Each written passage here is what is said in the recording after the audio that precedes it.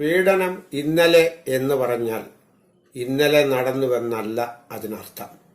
ഇന്നലകളിൽ നടന്ന പീഡനങ്ങൾ, ഇന്ന് നടന്നുകൊണ്ടിരിക്കുന്ന പീഡനങ്ങൾ, നാളെ നടക്കാൻ പോകുന്ന പീഡനങ്ങൾ. ലോകം ഉണ്ടായ കാലം മുതൽ സ്ത്രീയും പുരുഷനും എന്ന രണ്ട് ജാതികൾ ജനിച്ചതിന് ശേഷം എന്നും പീഡനങ്ങൾ നടക്കുന്നുണ്ട്. നമ്മുടെ മതഗ്രന്ഥങ്ങളിലൊക്കെയും പീഡനങ്ങളെപ്പറ്റി പരാമർശിക്കുന്നുണ്ട്. ഉഭയകക്ഷിയുടെ സമ്മതമില്ലാതെ നടക്കുന്ന ലൈംഗിക ബന്ധത്തെയാണ് പീഡനം എന്ന വാക്കുകൊണ്ട് അർത്ഥമാക്കുന്നത്. വാൾട്ട് വിഷന്റെ പുതിയ ഒരു വീഡിയോയിലേക്ക് മാന്യ പ്രേക്ഷകർക്ക് സ്വാഗതം. ഹേമ കമ്മീഷൻ റിപ്പോർട്ട് 4 വർഷം സർക്കാരിന്റെ പക്കലുണ്ടായിരുന്നു. ഈ 4 വർഷക്കാലം ആരും തങ്ങളെ പീഡിപ്പിച്ച വിവരം പുറത്തു പറഞ്ഞില്ല. എന്നാൽ ഹേമ കമ്മീഷൻ റിപ്പോർട്ട് പുറത്തു വന്നതിന് ശേഷമാണ് ഓരോരുത്തരായി തങ്ങൾ പീഡിതരായിട്ടുണ്ട് എന്ന് പറയാൻ തുടങ്ങിയത്. ഒരു കാലത്ത് പെൺകുട്ടികളെ ആരെങ്കിലും ഉപദ്രവിച്ചാൽ അവർ അത് ആരോടും പറയില്ലായിരുന്നു. കാരണം അങ്ങനെ പറഞ്ഞാൽ അവരുടെ വൈവാഹിക ജീവിതത്തെ അത് ബാധിക്കുമായിരുന്നു. ഇന്ന് അങ്ങനെയല്ല. പെൺകുട്ടികൾക്ക് തന്റെ ഇടം ഉണ്ടായിട്ടുണ്ട്. അത് നമ്മുടെ കാലത്തിന്റെ മാറ്റമാണ്. അത് കാരണം ഒരു പെൺകുട്ടിയെ ആരെങ്കിലും പീഡിപ്പിക്കാൻ ശ്രമിച്ചാൽ അഥവാ പീഡിപ്പിച്ചാൽ അവൾ അത് പൊതുസമൂഹത്തിനോട് പറയുവാൻ തയ്യാറായിരിക്കുന്നു. ഇത് വളരെ നല്ല ഒരു നടപടിയാണ്. എന്നാൽ മറ്റൊരു ചോദ്യം, ഈ ഹേമ കമ്മീഷൻ റിപ്പോർട്ട് പുറത്തു വരുന്നത് വരെ അന്ന് പീഡിപ്പിക്കപ്പെട്ടവർ എന്തുകൊണ്ട് പുറത്തു പറഞ്ഞില്ല?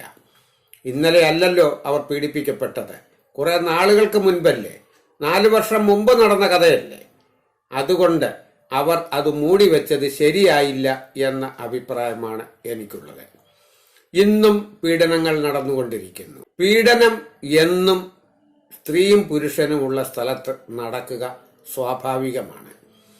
പരിഷ്കൃത സമൂഹത്തിൽ തന്റെ സഹജീവിയാണ് ആ പോകുന്നത്, അല്ലെങ്കിൽ തന്റെ സഹജീവിയാണ് ആ നിൽക്കുന്നത്, തന്നോടൊപ്പം യാദൃശ്യമായി ഒറ്റയ്ക്ക് തന്റെ അടുത്തിരിക്കുന്നത് എന്നൊരു ചിന്താഗതി ഉണ്ടാകത്തോടത്തോളം കാലം പീഡനം ഉണ്ടായിക്കൊണ്ടിരിക്കും. ഈ പീഡനം മറ്റു ചില വിദഗ്ധരായ പെൺകുട്ടികൾ അല്ലെങ്കിൽ യുവതികൾ അല്ലെങ്കിൽ സ്ത്രീകൾ മറ്റ് ചില കാര്യങ്ങൾക്ക് വേണ്ടിയും വിനിയോഗിക്കാറുണ്ട്.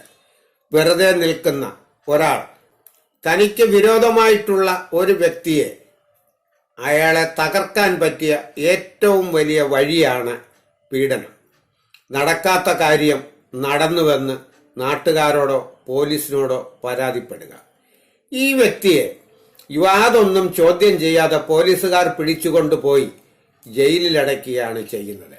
റിമാൻഡ് കഴിഞ്ഞ് പുറത്തു വരുമ്പോൾ ചിലർ ആത്മഹത്യ ചെയ്തെന്ന് വരാം.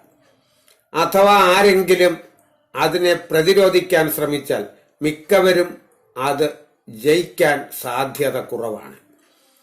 ഈ അടുത്ത സമയത്ത് ഒരു പത്രവാർത്ത കണ്ട് ഞാൻ ഞെട്ടിപ്പോയി. ഒരു അച്ഛൻ തന്റെ മകളെ പീഡിപ്പിക്കുന്നത് കണ്ടുവന്ന് പെൺകുട്ടിയുടെ അമ്മ കോടതിയിൽ മൊഴി നൽകി.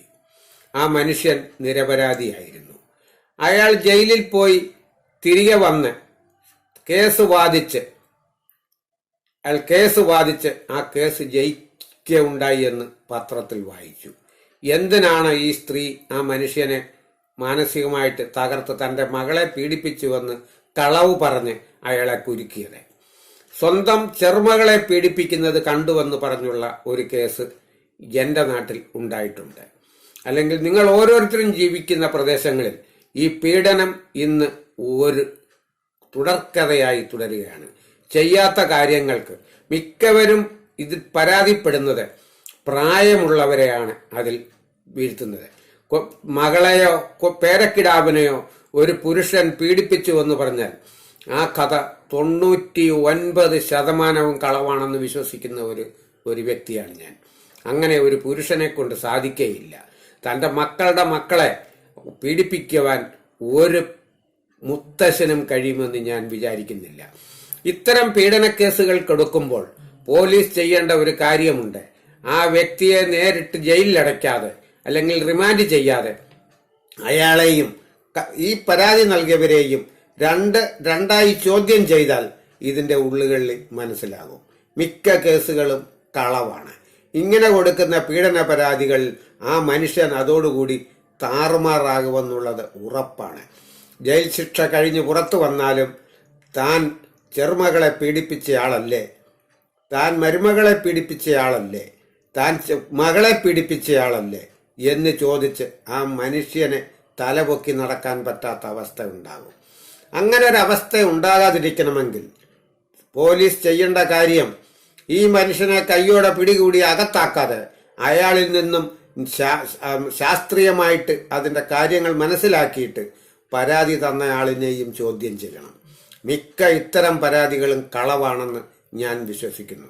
അതാണ് ഇന്നലെ നടന്ന പീഡനവും ഇന്ന് നടന്ന പീഡനവും നാളെ നടക്കാൻ പോകുന്ന പീഡനവും എന്ന് ഞാൻ ഇതിന് ടൈറ്റിൽ കൊടുക്കുവാനുള്ള കാരണം. ഈ പീഡനം ഒരു മാനസികമായി എത്രമാത്രം തകർക്കുന്നുവെന്ന് അത് അനുഭവിച്ചറിഞ്ഞവർക്ക് മാത്രമേ മനസ്സിലാവുകയുള്ളൂ. ഇത്തരം കള്ളക്കഥകൾ പ്രചരിപ്പിക്കുന്നവർക്ക് കടുത്ത ശിക്ഷ കൊടുക്കണമെന്നുകൂടി ഈ അവസരത്തിൽ പറയുവാൻ ഞാൻ ആഗ്രഹിക്കുകയാണ്. എൻ്റെ ഈ വീഡിയോ ഇഷ്ടമായാൽ ലൈക്ക് ചെയ്യുക, സബ്സ്ക്രൈബ് ചെയ്യുക, ഷെയർ ചെയ്യുക. മറ്റൊരു വീഡിയോയുമായി ഞാൻ വീണ്ടും വരുന്നതുവരെ നമസ്കാരം.